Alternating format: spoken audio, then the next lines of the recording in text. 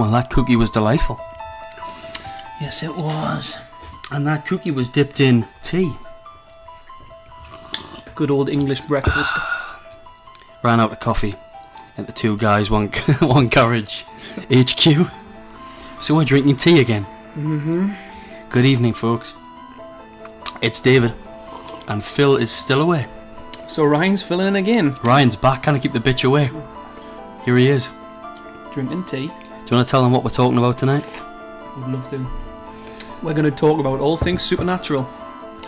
From mediums, possessions, Derek Akora, to our own experiences.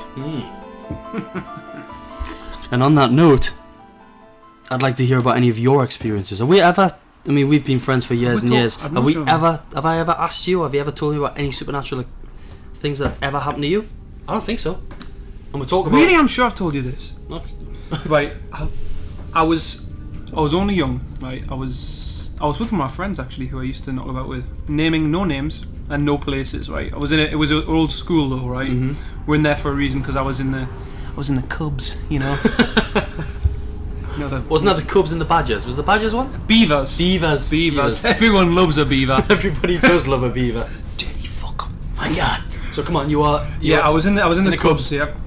So I must have been. I don't know what age that is. 10, 11, maybe 12. I was never in a group like that, so I'm not sure. I'm surprised. Deprived. I know, but I kind of, you know. I got me home held badge by making beans on toast and ironing my own shit. But anyway, yeah. So was at the Cubs. It was like late one night, and they only used one room in this old school, to do the activities in and have your night or whatever. Yeah. And me and my mate were just, I don't know if we're going to look for our parents, or there seemed to be a lot of people around at the time, but I don't think there was. And we nicked off down a corridor somewhere. It's a really apparently haunted school. This place where I went. Is this school in Bedlington? No, it's not. No. It's in Cramlington. Right. Parkside School, if anyone's there. Is that still there? Getting knocked down currently. Next to the village. Yeah. So we're in there. Damn, should have explored there. The cellar's meant to be really haunted. But anyway, right, forget. I saw this guy standing, right, and you're gonna say, oh yeah, he's just a kid and he didn't realise, but I'm telling you, his eyes were red, right? Like had a red glow to them, right? And he was standing in this hall in the far corner, staring at me and my mate, my friend who was with. You can use first names. Gareth, his name was. Right. Staring at me and Gareth. And he was just looking at me, standing there, leaning on, like, I assumed it was like a broom or something like that at the time. But I can remember asking, and my mum said, no, there's no caretakers here after hours or anything like that. And he was just standing there, and he was dressed in, like, I can't really remember, maybe his shirt and pants or something. I'm just guessing. But he was definitely leaning on something, definitely had red eyes and just did not blink, just stared straight through her. And he had like a horrible, ghostly look about him. It was awful. Really? And we were really frightened. Like, so what happened? We just stared at him for a while, really, and we turned away, took and walked away, went back and he'd gone. Wow. And there was only one exit for to come out, was where we just were. So it was a matter of seconds that you weren't looking at him, and then you looked back and he was gone. Yeah, so basically we looked at him, walked out the doors, turned back, and there he was gone. There was only one exit. Yeah, it seems to me that you've had an encounter with Superman. Superman? With his laser eyes, yeah. Ah, right, that's what it is then, all these years.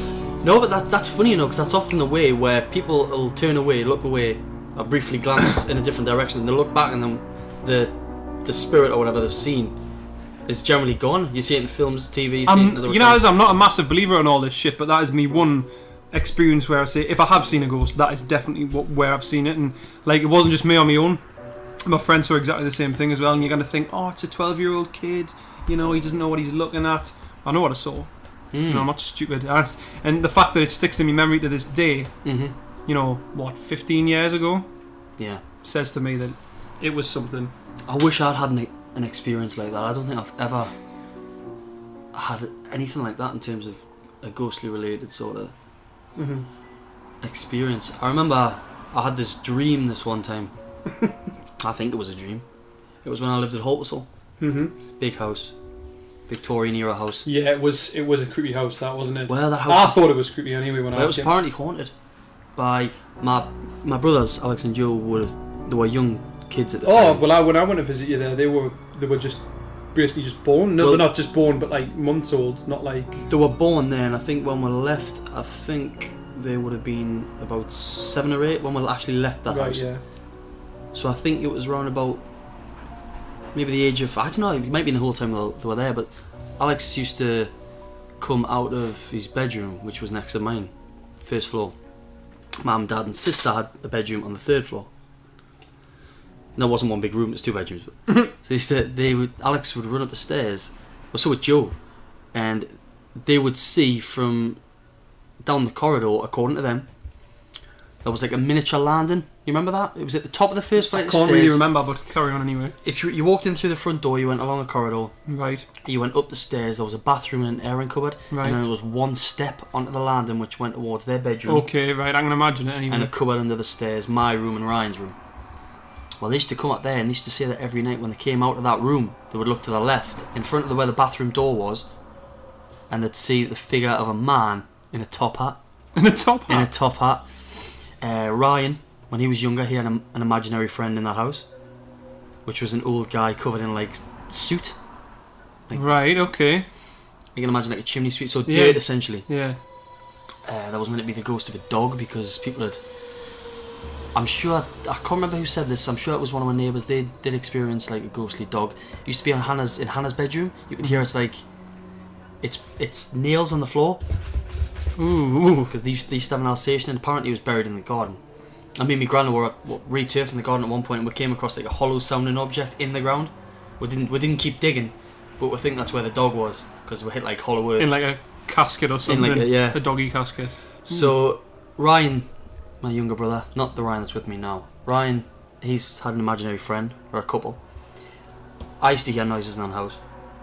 Alex and Joe said they'd seen things. I'm sure my mum and my sister felt funny in the house. But in terms of this dream, it was probably just a dream. I fell asleep really late one night. Must have been about 3 o'clock in the morning. And then I seemingly woke up. I don't know if I was actually awake or if it was a dream or lucid dreaming or what. But I could hear the sound of kids laughing. Ooh. Like really creepy kids laughing. Didn't like that at all. Oh. Okay? Go on. And in my head, where they were laughing was the bottom of the stairs, just near the front door, like on the near the living room. But then I heard this really loud banging, like bang, bang, bang, bang, bang.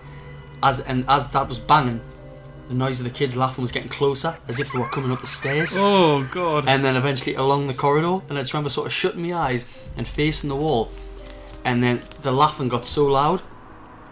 It's like creepy, like the creepy laughing of children.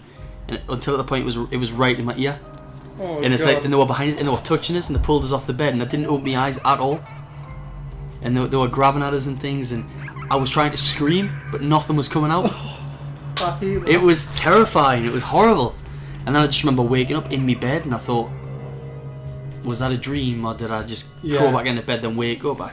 It was really strange. It was the only like experience I've had like that, like a sleep sort of where you've really thought terror. It was like a sort of supernatural. It was type. fucking awful. Oh God. That's meant to be the most pleasant thing in the world, isn't it? The noise of children's laughter. But when it's creepy children's laughter, it's the opposite. When it's in a horrible old house and you hear them down your stairs and there's no kids. It's awful. My mum had an experience when she lived at... Well, no, it's not just my mum. That was my mum. It was my sister. It was Alex and Joe again. Was it? There was a dark figure that used to roam the... Apparently more people are susceptible to spirits and things like that. If you believe in that sort of thing, by the way, these are not our opinions. We're just sort of, a brainstorm here. But yeah, apparently certain people are more like, mediums and things like that. That's where mediums come from, because more people are susceptible to spirits coming in and trying to talk to them and stuff like that. I'll get onto that point of mediums in a minute, and we'll talk about our favourite medium of all time. Oh God, Derek I'm not going to. Nicola. Oh, this guy is brilliant. But at this house in Hexham, there was the landing, and Alex and Joe used to, on a night, be scared to go to bed because there was this thing walking in front of that door. Oh, we're talking about the Haltwhistle house. No, we're talking about Hexham. Hexham now, yeah. Okay. They used to see this dark figure walking around at night, and my mum felt like she was being pushed down in bed one night by a dark figure. She woke up one night, and by the side of her bed there was a dark figure. She had a vision of a face coming out of her wardrobe, because it was like an open wardrobe, and like the clothes, this face was coming out the clothes.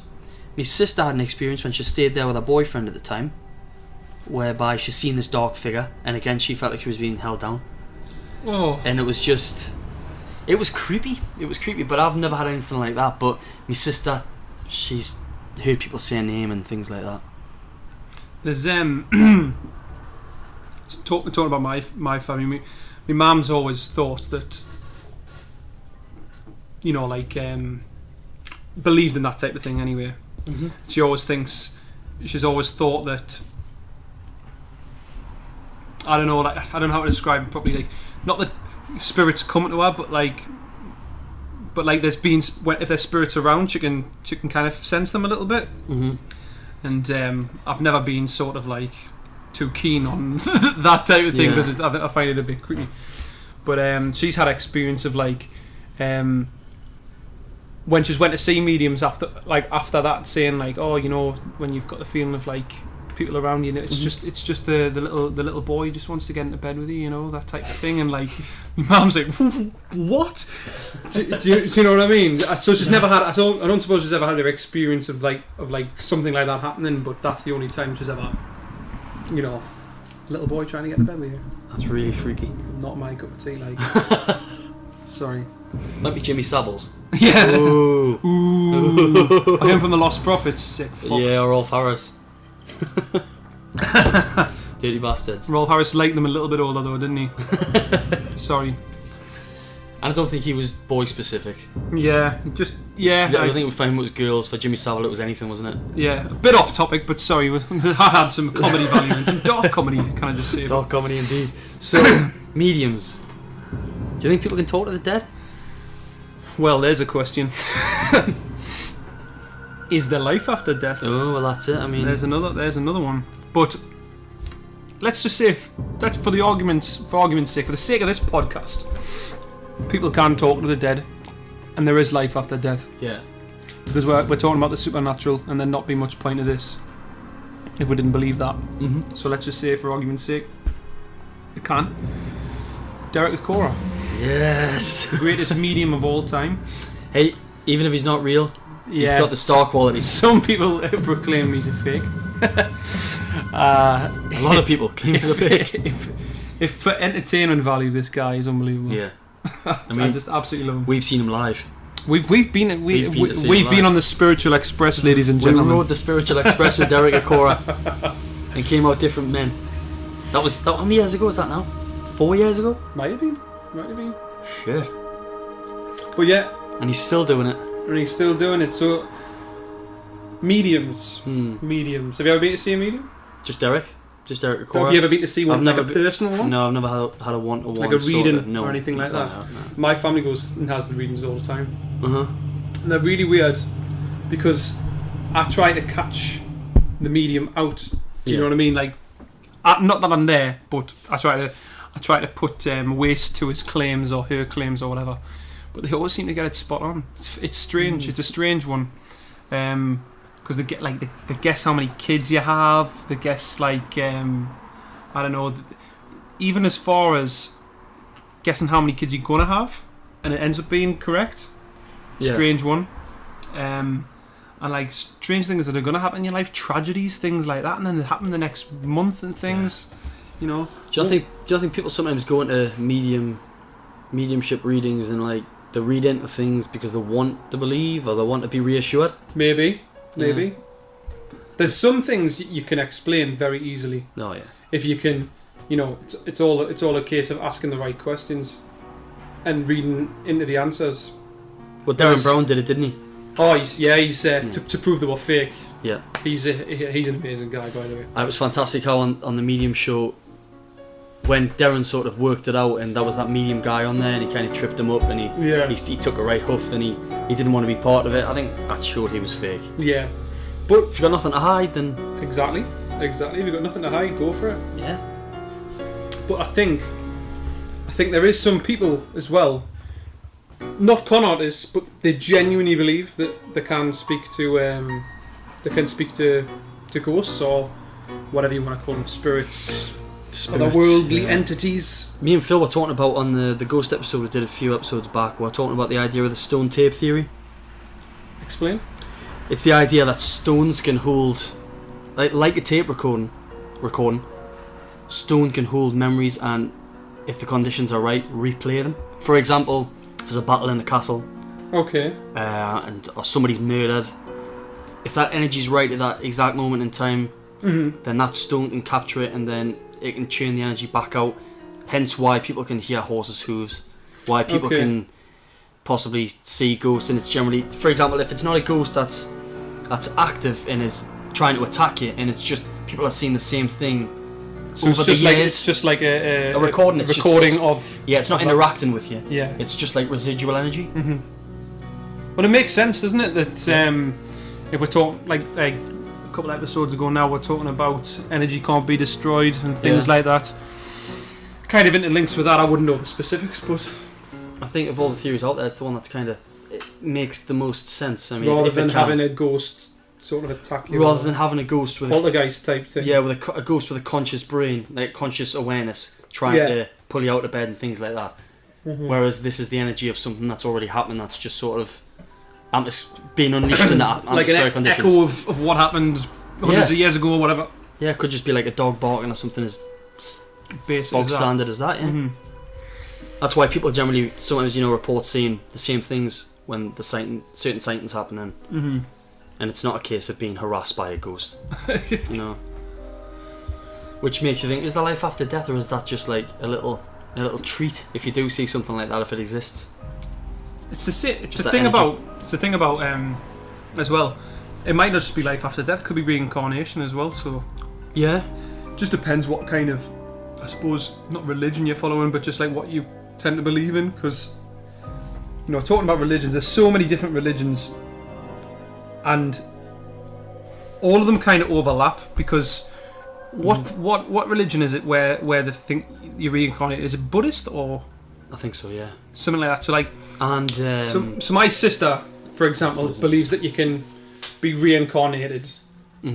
Like, my dog's just recently died, or their dog's just recently died. Yeah. And they keep seeing this black butterfly all the time. And because apparently, the dog was black, and this butterfly flies. But I've seen it with my own eyes. So this is actually happening. This is happening right now. This isn't just a made-up example. No, this is a real example. So like, the dog's recently died, and keep seeing this black butterfly constantly just flying past the window all the time. Now, I don't know if they would have ignored a black butterfly before the dog had died. Good point, yeah. Or if they're seeing that now. But I mean, it's coming in the house and everything, man. It's crazy. It's creepy, it is. That is quite strange. My girlfriend went over the other day, and this black butterfly was sat on the window. Like, she said, you're going to have to get rid of it. I hate things with wings. It's flappy, Yeah. And, but it was just sitting on the flipping window, just like on the inside. Like, that's really strange. It is weird. Yeah. So there's reincarnation. Is it a possibility? I don't know. Do you think we'll ever know? I don't think so.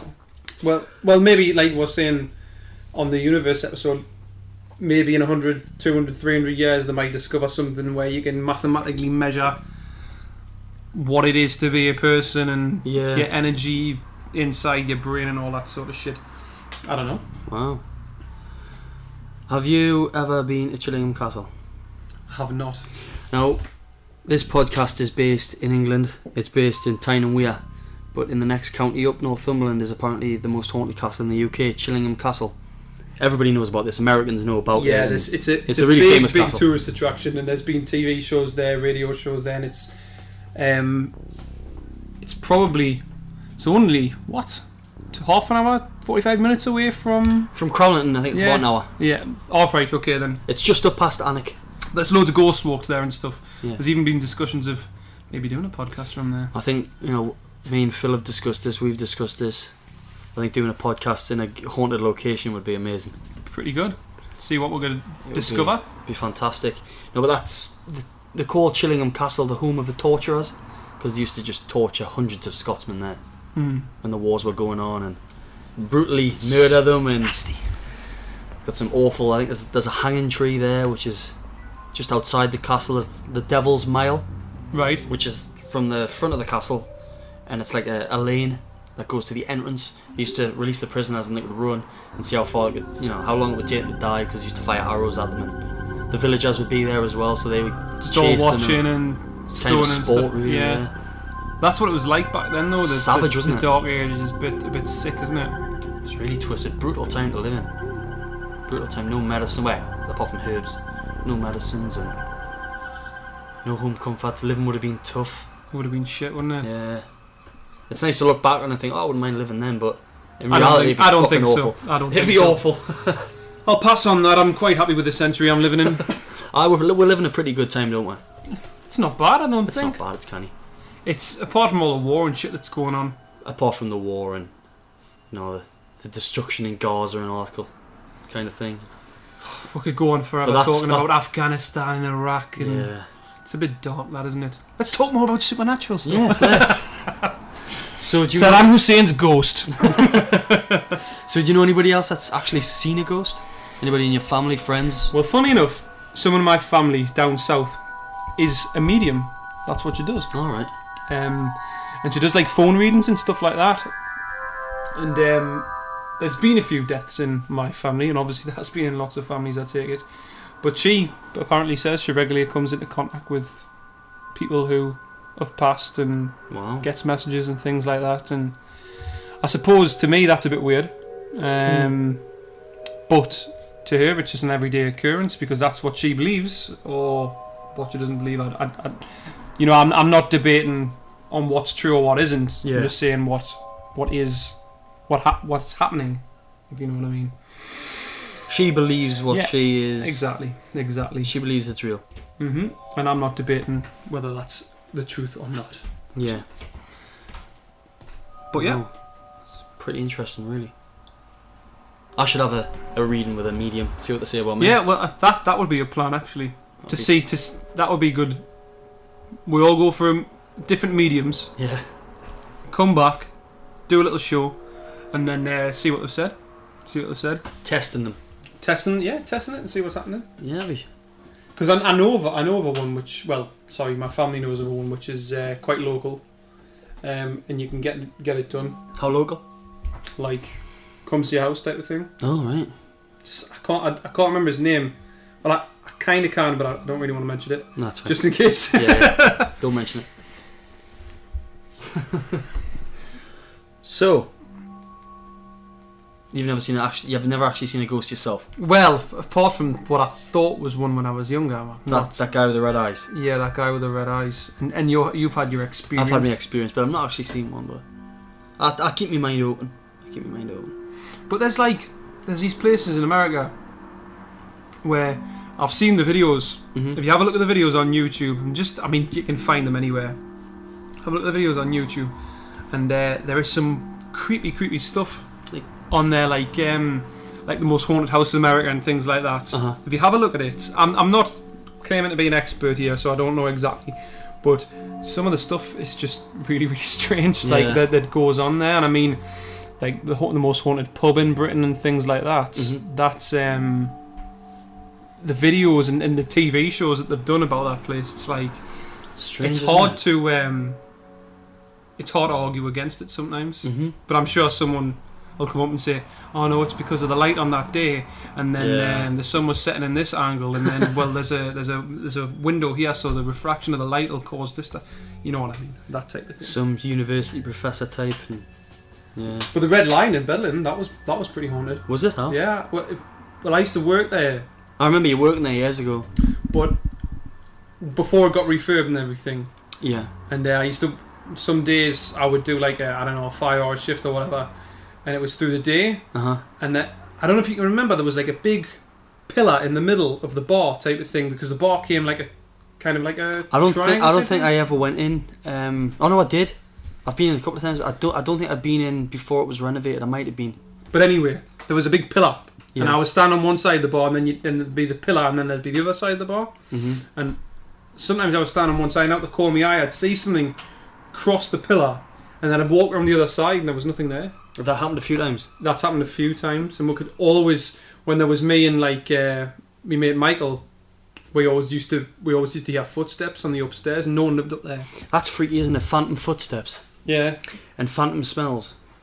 Like smells Yeah. of like perfume and things you get in places, or the Yeah. smell of like meat or rotten flesh. And or, the women's toilets, right? Uh-huh. Although it was like heated, exactly the same as the men's, uh-huh. was freezing cold. Was it? Always, yeah. When I used to go in there, and not like I go in women's toilets, but How dare you, sir? you know, when it was empty and stuff, just to, I don't know, I can't remember what we used to do.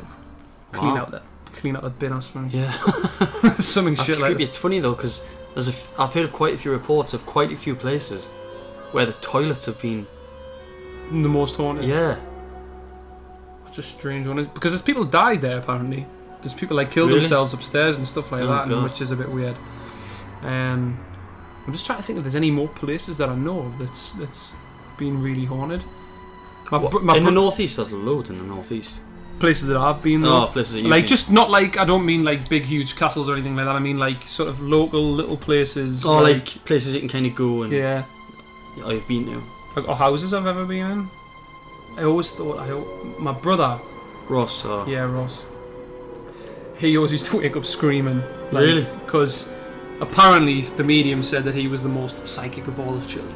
Right. Type of thing. And he used to wake up screaming all the time, saying that you could see faces and stuff like that. Ooh, creepy. It's funny how when you're at a young age, or kids and dogs even, they seem to be more susceptible to seeing things. It's freaky, like when you see a cat or a dog or a baby looking like they look like they're firmly looking at something, and there's nothing there. Yeah, my daughter did it the other day. Did she? Strangest thing ever. I was sat with her on my lap, right, and normally she just looks at me or she looks at your girlfriend or whatever, but she just stared into space and like was laughing, laughing and staring into space, and then all of a sudden started crying. Ooh, And I was just like, I'm getting shivers now talking Really? about it. Actually, it was That's really, really creepy, really creepy. And I was like trying to talk to her and like push her face towards And me, she and wasn't she looking wasn't away. having any of it. And it was like, and the cats do it sometimes. Do they? Oh, like staring into space like that as they're looking up the stairs, and I'm thinking, what the fuck are you looking at, man? So the question is, what are they saying? Exactly. What are they saying? That's scary. That. Because they say that kids and animals' minds are more open than ours, because we're like a bit like tunnel vision, as though like this is real, that's not. Our heads are full of shit. Yeah, and whereas kids, they're just learning everything. They're learning, so their minds are open. Yeah. You can see my daughter. She looks at like my hand movements when I'm like eating and stuff, because she's learning, and obviously she just takes in everything. So if our brain's totally open to everything coming in like a sponge, then who knows? Ooh. But it was horrible that I didn't like it.